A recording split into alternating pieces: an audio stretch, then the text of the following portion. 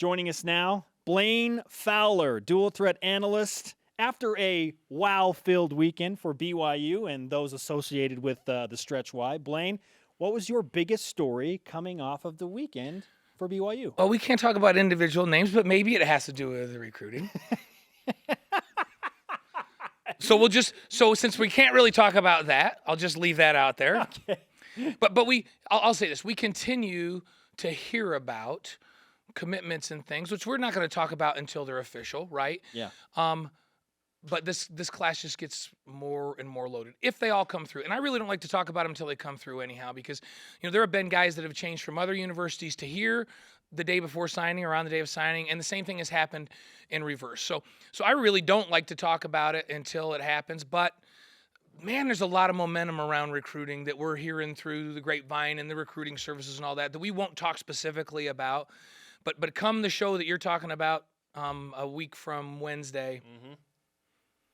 There's some good things that are happening, and if people wonder why Utah's kind of had the upper hand in recent years, my feeling is it's simple.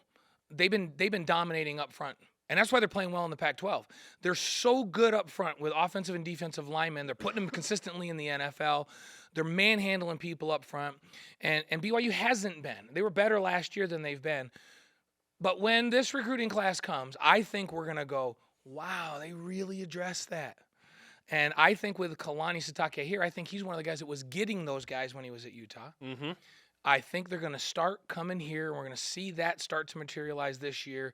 It's really exciting because that's the formula, that's the secret sauce for BYU. When they dominate up front on both sides of the line of scrimmage, they're really good. And I think that's where they're going to be over the coming years. But did I say too much? No, shout out to the compliance office and the NCAA, by the way. We're playing by the rules. Yeah, so we're not going to talk specifics, but man, we will in a couple weeks, and you're going to be really excited. Is receiver the position of most need at this point going into signing up? Yeah, but here's the thing. You always have to stockpile offensive, defensive linemen. Have to stockpile those. So that's always a need every single solitary time. So if we put that as number one every time, then what's the next, I would think, wide receivers where they got to get some help, and maybe from the JC ranks, and maybe, but they've got to find, receiver's a position that you can play as a young person, although in this offense, it's a little more complicated. That's why you didn't see Hefo playing maybe as much as he will. That's the young guys. There's a lot that Ty asked these guys to do in terms of reading the defense and adjusting their routes and being on the same page with the quarterback. So it's a little harder to play as a youngin at that position in this offense. But there are special things you can send those young guys in for.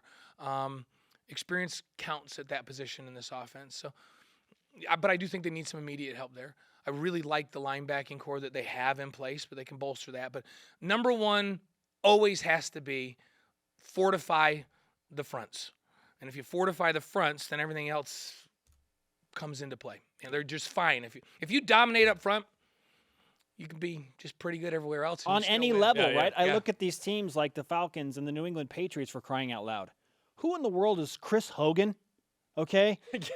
Right on. This Ivy League wide receiver right on. comes in, has an unbelievable night in the AFC Championship game because they dominate on the offensive line. Dominate the line of scrimmage. And the Broncos, in the last couple years, were really good up front on both sides of the ball. Probably the best pass rush in the NFL, and they were really good up front. And then they have a good decision maker at quarterback, like Tom Brady with the Patriots and Peyton Manning last couple years. Really good decision makers. They're pretty good. So that makes a difference. Quarterback's an important position, but as long as they can keep Tanner healthy, they're they're really good there, right? He's going to make good decisions. Yeah. So now the thing is, do you dominate up front? And when you do, everything falls into place, and you can be really good. And if you go back, we can argue who the best teams in BYU history are. All go back to '96. They were awesome up front. Yes. Go back to '84 when I played. We were awesome up front on both sides of the ball. You had at least one NFL lineman on each. Yeah, and so when they're really good up front. And so go recruit that, which we know they have been doing. We're just not going to get into specifics about that. I thought about John Tate on the '96 team. Yes. Larry Moore, the center, was an NFL All guy. And then, of course, '84. Trevor Maddich played for years and years. Yeah, lots of NFL guys. Craig Garrick, I think, was that type of talent, but with his injuries, he couldn't play. Lewis Wong was right there. You just go down the offensive line. Robert Anai was a big, nasty dude. All conference dudes. Yeah, and then Dave Wright over on the other side. I mean, They're really, really good. Like if you were to, back in the conference that BYU was in at that time, pick an all-conference team, any year you could have picked 2 or 3 guys from BYU's offensive line to put on the all-conference team back in those days. And so Kalani knows this. That's how they built Utah into a power, is by dominating the line of scrimmage, and that's their plan here. And so watch for this recruiting class. Go look at who, the linemen that they get, and I think we're going to be really excited over the next couple of years of who they get. What was the biggest BYU sports story over the past weekend? Use the hashtag BYUSN to chime in. Blaine Fowler went the recruiting route. Of course, signing day coming up on February 1st. But I wasn't specific. No. Listen, playing by the rules. Because the second story to me is Nick Emery. Okay, let's go there then. Why is it Nick Emery? I really love the way they played defense this weekend, and I think for them to do what we want them to do down the stretch, that they're going to have to win games on the road by defending really well, because they're just not going to play offensively as well. Nobody does. Like Saturday, 62 points, really low. That's probably the best defensive effort I've seen all year. Now, keep in mind, that's not a great offensive basketball team, but there were things I saw in terms of rotation, effort out on the perimeter, those kinds of things. So here's why Nick's a big story. If he's not healthy, to me, he has the best potential to be a lockdown perimeter defender. It's a combination of his lateral quickness. He's really strong. So he's got great upper body strength where he can kind of use contact, not fouling type contact, but contact to move people into places they don't like on the floor. So game coming up, Jared Brownridge. He did a phenomenal job on Brownridge. Shut him down. Phenomenal job. So it's not so much they can't do it without him. My question is, this is a big story. If he can't go, who's going to step up and be that guy? Is it going to be Eli Bryant? Can he do it? Does he have the mentality to do it? Because I really felt like I had marked Emery as the guy, like, okay, this is the guy. He's going to be the lockdown perimeter defender. He's going to take away the other team's best perimeter scorer. If he can't go, who is that? That's a big story. Well, and his instincts have been compared to his older brother, Jackson Emery. And I asked him after the last game, okay, what's the deal with you wanting to pick things up defensively? And he said, when my brother got after me, something changed in my mind. And you've been saying for a long time, it's a mentality. He's taken on that mentality. You have to say, even if my offensive game struggles, and Dave Rosen and I've talked about it, he goes, I think when he plays lights out defense, his offense does struggle a little bit. But we need that guy. Yes. We need him to be that guy more than they need him to be this offensive threat. And he can be an offensive threat in spurts when they need points. We saw it on Saturday. But they've needed a guy to get on Jared Brownridge and shut him down. Now his brother Jackson is one of the best perimeter defenders I've ever seen in college. Like when we would go do games, when I do a game on the road for neutral networks, whether it was the Mountain West Network or NBC, the other team's coach would always go, oh, Jimmer. But let me tell you something. Jackson Emery is a menace to us. Jimmer come down, if he came down and turned it over, it doesn't matter because Jackson Emery will go down and take it back on the other end. He's a guy that could impact a game on the defensive end. And so I really believe that Jackson's conversations with his brother have led to him having a better mentality in the last couple of weeks. And I was going, finally. And now we don't know what his status is with the knee. So that's a huge story to me because they need somebody, whether it's him healthy or somebody else, to be that guy because they're going to have some tests on the road where they don't shoot it well. And somebody's got to lead that team emotionally and physically on the defensive end on the outside. And he's got to be that guy. And if he's not, then who is? That's a question that will have to be answered, absolutely. Thursday night at Santa Clara, that's a big one. 3 versus 4 in the league, by the way. Nick Emery and that knee injury, we probably won't know until tomorrow, but part of a group that allowed only 47 points in the game, which is pretty wild. What did you see from BYU that led to, other than Pacific kind of slowing it down, only 47 points allowed? Yeah, and part of it is pace. And what I was really excited about was that BYU could win at that pace. So I didn't see them get frustrated, and I saw them go ahead and play defense. Because here's what's happened early in the season. They've played pretty good defense for 15 seconds of the shot clock, and then it was like, oh, now we're really bored. We're really bored with this. Come on, can we get on with this so we can get the ball back? And when you get bored defensively, you get high. So you don't, not meaning you get high like, I don't know what, you get high in your stance. Yeah. So you watch the guys, their backsides get higher and higher and higher. They're not in a good defensive position to defend. Next thing you know, somebody takes a back cut and gets a bucket at the rim, or they take somebody off the dribble and the rotations are slow. Because they would get bored or they would get tired mentally of defending. So in this game, even though the pace was slow, I saw commitment to defense for a whole shot clock. This is the best I've seen all season. And so even though Pacific isn't good, that's something I have been looking for a few weeks. Very, very good sign, because against St. Mary's, when they play them over here, against Gonzaga in the 2 games that they have left, those are patient teams, and they can play at any pace. I mean, I think St. Mary's is better playing at a mid pace. Gonzaga can play; it doesn't matter. They'll play at whatever pace you want to play at. So BYU is going to have to be comfortable and patient playing at different paces, and they've only looked really good at a high pace, and now they won ugly and played at a. We saw the same thing happen last year. You know how they went on that stretch run and did really well? It's like they finally got patient and got it. And I'm hoping that this is the game where they kind of turn a corner. BYU has had their way against Santa Clara in West Coast Conference play, 11-0 all time since they joined the West Coast Conference. But this game on Thursday feels a little bit different because Santa Clara is improving. They have bolstered their roster a little bit. Herb Sendek's a really good coach.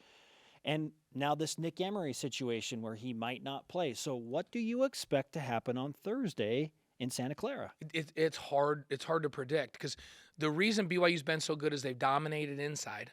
Well, Santa Clara's better inside. They're deeper inside. They're playing better inside now. They still can't match up with BYU inside, but BYU has always been able to shut down Santa Clara's guards. It's been a guard already in offense. It's Jared Brownridge. He's really struggled against BYU, especially here in the Marriott Center, but he's 8 struggled. points this year. And remember when they had Brownridge and Clark together as the duo, they shut him right down. And so there was always somebody that went in there. And you know who's shut him down the last couple of years? Kyle Collinsworth.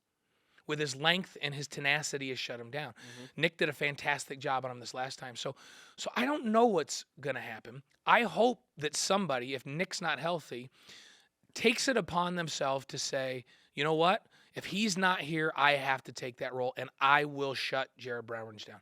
You're not going to keep him in front of you all game long, but you have to have a pretty high percentage of not every time he touches the basketball, get into defensive rotations because it affects your ability to rebound because guys are rotating, and now there's rebounders that aren't blocked out if you're not doing a good job, and it allows them to get open shooters. And so, yeah, that's what I'm watching for, and I don't honestly, Spencer, you asked that question. I don't know what to expect. Yeah. I still think that in the end, BYU's too much for them up front and that they'll dominate in the post and Santa Clara won't be able to handle that and they'll win the basketball game. But I'm very concerned about perimeter defense if Nick's not 100% healthy. It's 13 consecutive wins against Santa Clara in WCC play, by the way. That's a lot. And KJ Fagan didn't play in the game in Provo. He's the second leading scorer for Santa Clara, so we'll see on that. Isn't it weird that BYU's been in the WCC 6 years? BYU's 15-6. This is tied for the best record through 21 games BYU's had. Isn't that kind of crazy? 15-6 seems pretty good, but not.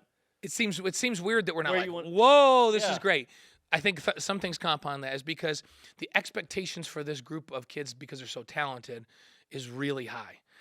And then the other question is you always just assumed, well, they're going to get their fair, they're going to get a couple, 2 between Gonzaga. Maybe they'll beat Gonzaga up at their place or they'll beat them down here. Well, Gonzaga's better than they've ever been since BYU's been in WCC. This may be the best team Mark's ever had up there. I mean, they're that good. And so now you're going, man, can they beat the Zags? Can they get one? Yeah. We always assume they're going to get one against them, as good as they've been. Now you're going, man, I don't know. They're really good. And then this is the best St. Mary's has been probably since BYU's been in the WCC. So now you're going, whoa. So they're ahead of pace, but if they don't get a single regular season game in those 4 games, then what? And so I still think that they can get St. Mary's at home, and then we'll see how Nick Emery's health is and how they come along. And how many is it? 3 games before they have the Zags? 2 games. Santa Clara. Oh, that's right. Santa Clara. So it'll be game 3. LMU Saturday. Gonzaga next Thursday. Yeah. And so next Thursday, let's see how they play defense in the next 2 games before I make a decision on whether or not they can match up with the Zags. that will be, and that's a 9 p.m. local tip, by the way. Yeah, that's going to be a crazy night in the That's a real and you go. Hey, anybody wondering how good Gonzaga is, just go look at their scores. They're just killing people with no mercy. Just killing people. And they're really good, and they're really good on the guard line. They have so much depth up front. They're big, they're physical, they defend, they're shooting the ball well. It's a really good Gonzaga basketball team. They've been in I think they're up to number 3 today. Yeah. And they're looking every bit the number 1 seed. I talked to lots of people when out doing the A10 and doing the Mountain West that are on the selection committee, and a lot of them have them. Worst case scenario, they have them a 2 seed, but a lot of them already have them creeping up to a 1 seed if they keep this up. Joey Brackets has them as a 2 this morning. Yeah, so 2's the worst you're going to see out there, and some people are going, you know what? Maybe they are a 1 seed. Maybe they're a 1 seed. The Dexter of the WCC, Gonzaga. Compelling stuff in the West Coast Conference. Blaine, thanks for the time. Yeah, guys. By the way, the last 2 times BYU has played in the Levy Center in Santa Clara, they won by 35 and 34. I imagine it probably won't be that way this pressure. time. And, you know, the Santa Clara can say, hey, we have a new coach. You know, BYU's not in our heads. Oh, they're all up in their heads. They're up in their heads. Up in here, up in here. What's the biggest BYU sports story from this past weekend? Do you agree with Blaine Fowler? You go recruiting, or Nick Emery? Or do you agree with Jerem and myself? If you